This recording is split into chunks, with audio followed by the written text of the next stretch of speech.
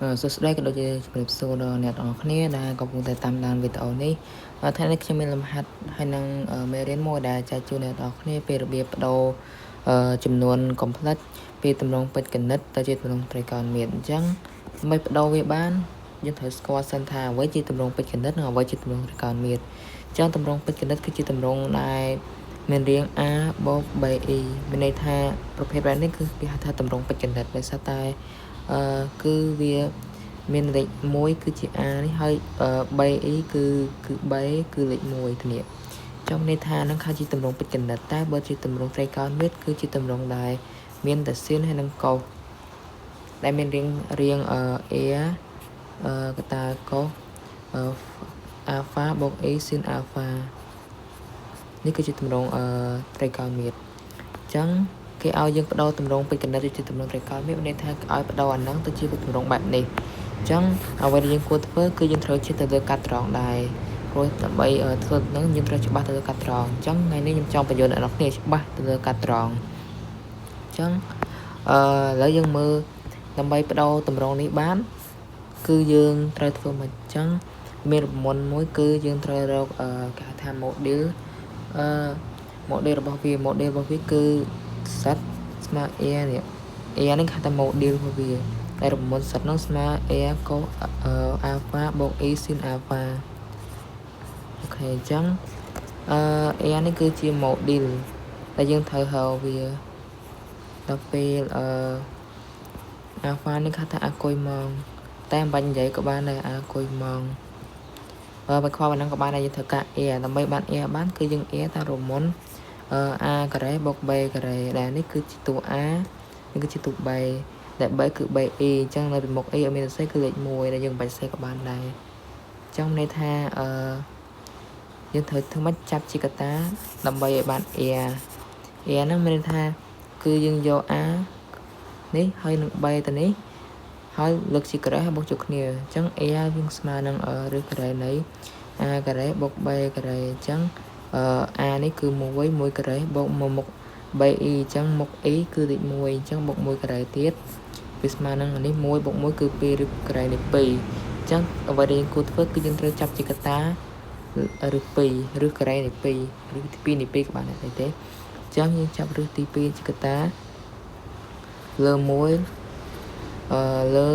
បូក1កតា1លើឬការ៉េនេះ2បូក e 1លើឬការ៉េនេះ2បន្តមកទៀតយើងត្រូវធ្វើការតម្រូវបបារកាវិភាគបែងអញ្ចឹងអានេះគឺទូដែលដល់ពេលអានេះគឺបបារកាវិភាគបែងយើងចេះហើយគឺរឹស2លើ2គឺគុណ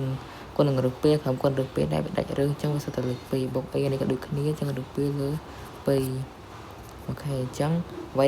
ដែលយើងទទួលបានគឺប៉ុណ្ណេះនេះគឺមិនទាន់ចុចក្នុងត្រីកោណមាត្រទេតែអ្វីដែលយើងចូលគឺវាតកតងជាមួយនឹងមុំហើយដល់កន្លែងដែលយើងត្រូវគិតលើកាត់ត្រង់នេះហើយអញ្ចឹងដើម្បីគិតលើកាត់ត្រង់នេះបានយើងត្រូវទៅមើលខាងមុខគេអស់នេះគឺនៅលេខខាងមុខគេយើងត្រូវមើលអានេះរបៀបខ្ញុំរៀនមកគឺអញ្ចឹងណា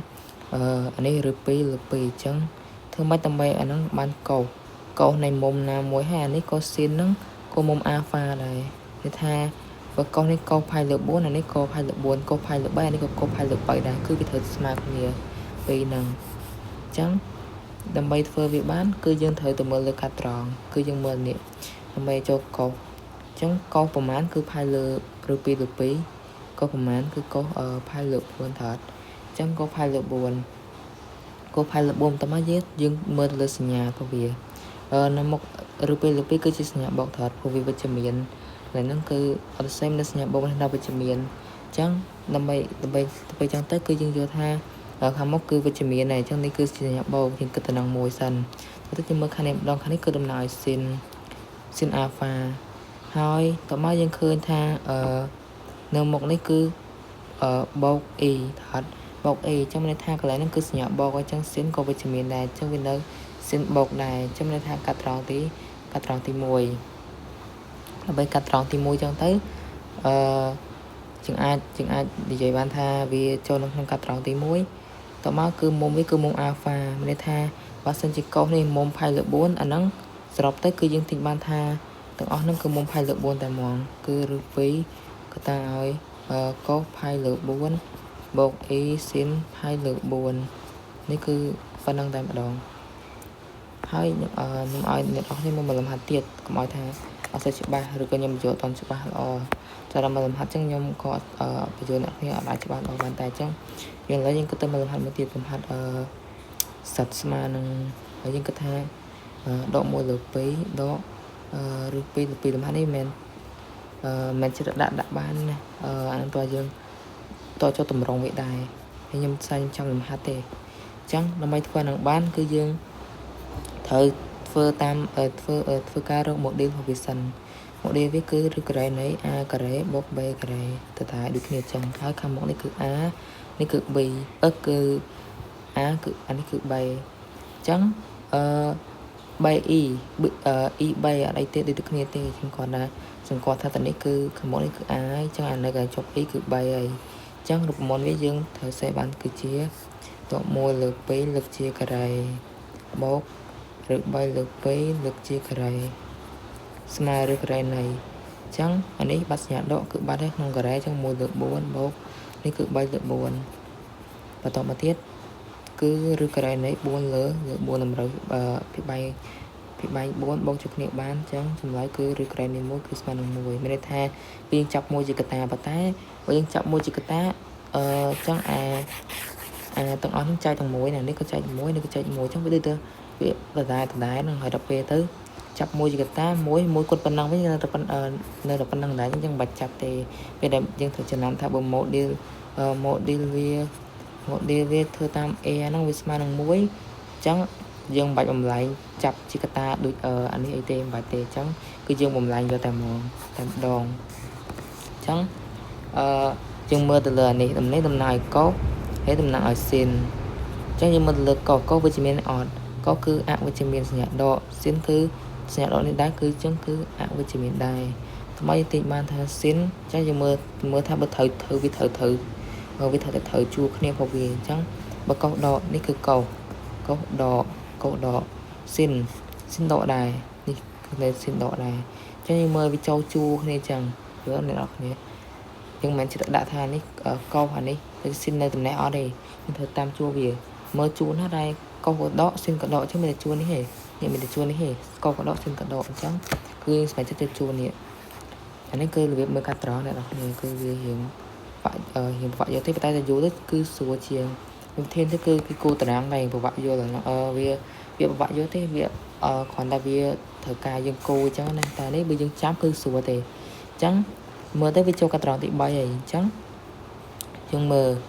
កាត់ត្រង់ទី3យើងមើលនេះគឺតំណាងឲ្យយើងមើលទៅតែមកនេះគឺតំណាងឲ្យកុសតមកយើងមើលតែសញ្ញាយើងមើលតែនេះបានហើយកុំមើលសញ្ញាដក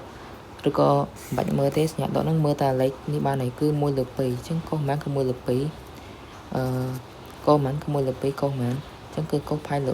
3កុសផាយលើ3គឺ1លើ2ប៉ុន្តែនៅក្នុងនេះគឺកាត់ត្រង់ទីចូលកាត់ត្រង់ទី3តើអត់កាត់ត្រង់ទី3ចឹងគេដាក់បូក1មានន័យថាគឺគេយកភាគ3ហ្នឹងបូកនឹង1ហើយវាស្មើនឹងភាគយកអាហ្នឹងគឺបែបមានន័យថាបែបហ្នឹងអញ្ចឹង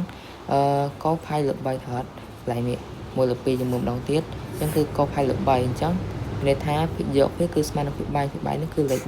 ភាគ3គឺលេខ3អញ្ចឹងមានន័យថា3បូកឲ្យ1នេះអញ្ចឹងវាទៅជា4លើ3អញ្ចឹងផាយដដែលមកនេះគឺដាក់យើងដាក់កុសទៅនេះមួយទៀតមកឬក៏យើងទៅសេស្រួលយល់គឺយើងដាក់ចេះកុស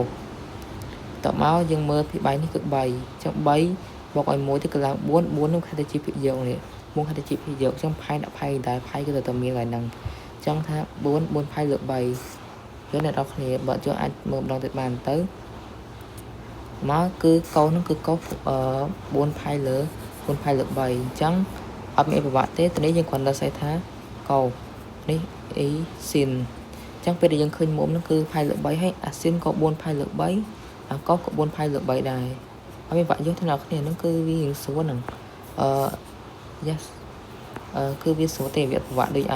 មកតម្រងពីតម្រងទៀតទេហើយខ្ញុំចេញវីដេអូមកតែប៉ុណ្ណឹងសិនណាអ្នកគ្នាចាំជួបគ្នាវីដេអូក្រោយមួយទៀតអរគុណអ្នកគ្នាបើមានកំហុសឆ្គងទៅណាអធិស្ឋានអាចជួយខមមិនប្រាប់ថាខ្ញុំខុសស្ទើរឯណាបាន អរគុណច្រើនជំរាបលា